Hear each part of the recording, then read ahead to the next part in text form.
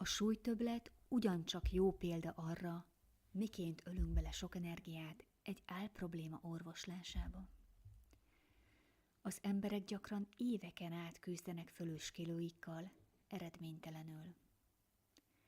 Azt hiszik, ha nem lennének kövérek, gondjaik sem lennének. Pedig a többlet súly csak egy mélyebb ok kivetülése. Ez rendszerint félelem és biztonságvágy.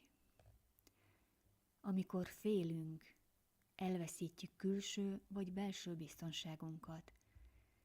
Ez ellen sokan úgy védekezünk, hogy magunkra szedünk néhány kilót.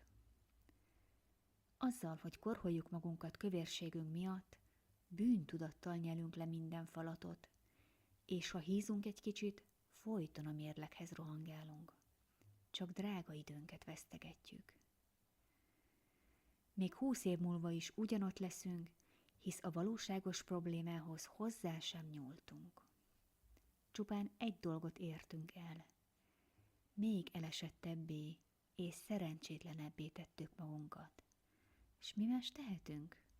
Hízásba menekülünk.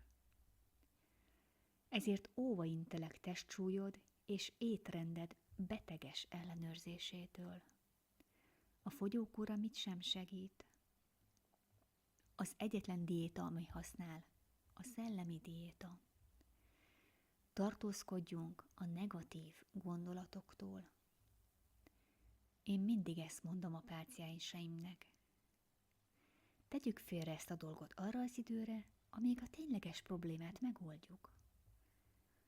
Persze erre azt felelik, hogy azért nem szeretik magukat, mert olyan kövérek, vagy amint egy lány fogalmazott, széle hossza egy.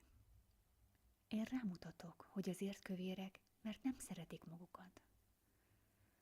Attól a perctől fogva, hogy szeretjük és becsüljük magunkat, bámulatos, ahogy a fölös súly egyszerűen eltűnik a testünkről.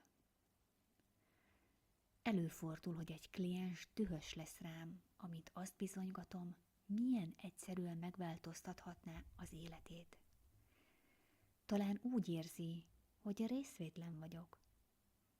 Emlékszem egy nőre, aki magából kikelve ezt mondta. Azért jöttem ide, hogy képes legyek megírni a disszertációmat, és nem azért, hogy megtanuljam szeretni önmagam.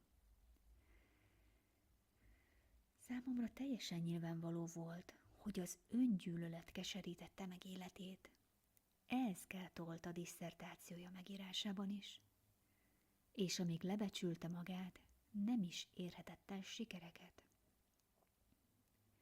Nem hallgatott rám, sírva távozott. És csak egy év elteltével keresett fel megint ugyanazzal a problémával. Na meg egy halom másikkal.